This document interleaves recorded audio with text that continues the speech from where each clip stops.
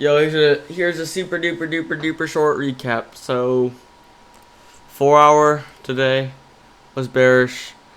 1 hour was bullish because it broke structure. So I freaking took a long, which is stupid because 4 hour was bearish. It's conflicting biases because we swept liquidity and broke structure to the upside on the 1 hour. So I was trying to take that trade, and then I just closed out right there because it was dumb. Like, it would have been an okay trade if I just took it off the 5 minute break of structure. Like, boom. That would have been fine, but I waited for hourly confirmation, but that's stupid because it's conflicting biases. Alright, thank you for tuning in. Thank you for tuning in.